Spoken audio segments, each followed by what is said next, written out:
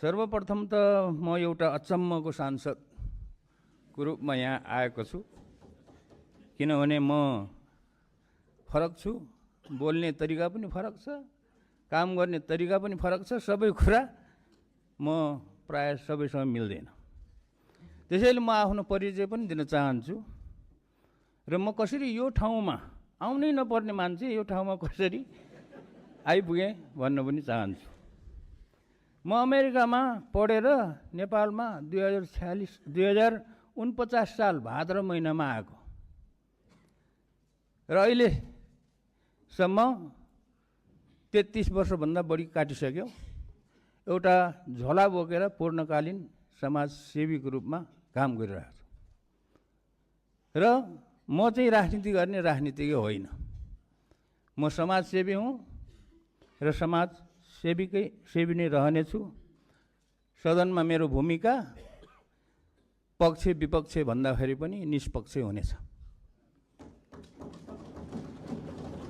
समाजसेवी भएको हुनाले मलाई प्रतिनिधि सभाको चुनावमा उम्मेदवार हुने कुनै रहर पनि थिएन, मैले सोचेको पनि थिएन। तर 2082 साल भाद्र 23-24 गतेको जेनजी आन्दोलन भएपछि जेनजी भाइ बहिनीहरूले मलाई नै बोलाएर शिक्षा तथा विज्ञान मन्त्री बनाइदिए। त्यति बेला म ताप्लेजुङ जिल्लाको गाउँ गाउँमा किताब बेचिरहेको थिएँ। मेरो आफ्नो आत्मकथाको किताब बेचिरहेको थिएँ र 4 महिनासम्म मन्त्री भएँ। 4 महिनासम्म मन्त्रीको रूपमा काम गर्दाखेरि मैले शिक्षा क्षेत्रमा भएका अनेकौँ समस्याहरू, चरम राजनीतिकरण र विकृतिहरू देखेँ। ती विकृतिहरूलाई हटाएर विद्यालय, कलेज र विश्वविद्यालयहरूमा विशुद्ध शैक्षिक वातावरण बनाउन प्रयास गरेको थिएँ। त्यसको लागि 3वटा विधेयकको मस्यौदा बनाएर अध्यादेश ल्याउन र 4वटा नियमावलीहरू ल्याउन प्रयास गरेको थिएँ।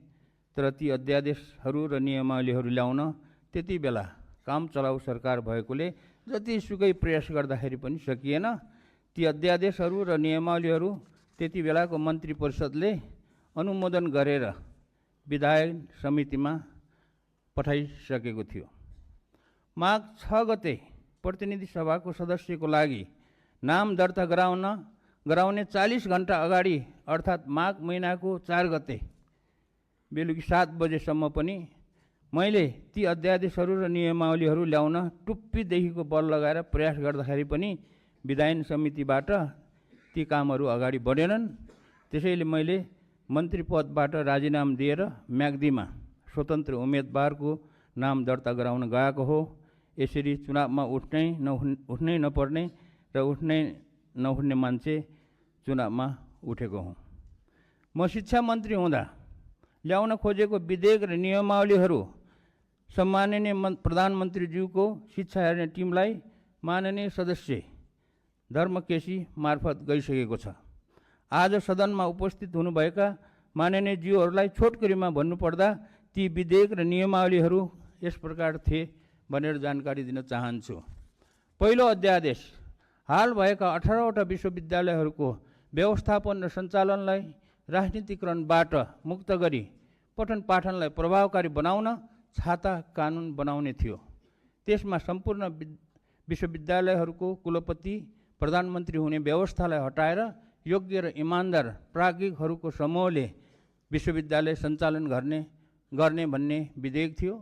विश्वविद्यालयलाई राजनीतिबाट मुक्त गर्न यो काम गर्नै पर्छ। दोस्रो अध्यादेश विश्वविद्यालयमा लेक्चरर, उपप्राध्यापक, सहप्राध्यापक र प्राध्यापकहरूको नियुक्तिमा भएको चरम राजनीतिकरणलाई हटाउन र योग्य व्यक्तिहरूलाई नियुक्त गर्न हाल प्रत्येक विश्वविद्यालयमा भएका 18वटा विश्वविद्यालय सेवा आयोगहरूलाई खारिज गरी लोकसेवा आयोग जस्तै एउटा मात्र सेवा आयोग गठन गर्ने भन्ने विधेयक थियो। तेस्रो अध्यादेश अर्थतन्त्र विकास गरेर नेपाललाई कागजमा मात्र होइन कि आर्थिक रूपमा नै एउटा समृद्धिशाली देश बनाउन र युवाहरूलाई स्वदेशमा नै रोजगारी सिर्जना गर्नको लागि विज्ञान, प्रविधि, व्यावहारिक अनुसन्धान र नवप्रवर्धनलाई उच्च प्राथमिकता दिने र प्रतिभाशाली र सृजनशील युवाहरूलाई देशमा नै राखेर उनीहरूको प्रतिभालाई उजागर गर्ने मौका दिनको लागि प्रधानमन्त्रीको नेतृत्वमा एउटा विज्ञान प्रविधि अनुसन्धान तथा नवप्रवर्तन कोषको निर्माण र सञ्चालन गर्ने भन्ने विधेयक थियो। यो विधेयकको बारेमा मैले विगत 20 वर्षमा बनेका धेरै सरकारहरूलाई गरेको विनम्र अनुरोध भालुलाई पुराण सुनाएको जस्तो भएको थियो। अहिलेको सरकारले पक्कै पनि यो कुरा सुन्छ होला भन्ने विश्वास छ। यो सारा नेपालीको अनुरोध हो, मेरो मात्र अनुरोध होइन। 4. विज्ञान प्रविधिको विकास नगरिकन कुनै पनि देश आर्थिक रूपमा समृद्ध नहुने भएकोले नेपालमा एउटा छुट्टै र शक्तिशाली विज्ञान प्रविधि अनुसन्धान तथा नवप्रवर्तन मन्त्रालय खोल्नुपर्छ। त्यसलाई चलाउन सक्षम विज्ञहरू राख्नुपर्छ भन्ने मेरो भनाइ एउटा कानले सुनेर अर्को कानले नउडाइयोस् भन्ने मेरो विनम्र अनुरोध छ। यो कुरा म आफू नै शिक्षा तथा विज्ञान मन्त्री हुँदा जोडतोडले उठाएको थिएँ, तर त्यति बेला सफल हुन सकिएन।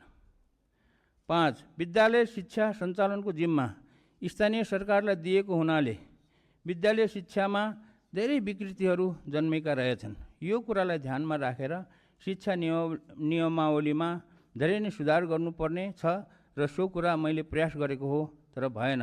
जस्तै उदाहरणको लागि विद्यालय व्यवस्थापन समितिको गठनमा राजनैतिक हस्तक्षेप हटाउने, योग्य प्रधानाध्यापकको नियुक्ति गर्ने, शिक्षकहरूको सरुवामा राजनीतिक प्रभाव हटाउने र दरबन्दी शिक्षकहरूको दरबन्दी बढाउने जस्ता। ल म सकिहालेँ, यति म 1 मिनट दिनुहोस्।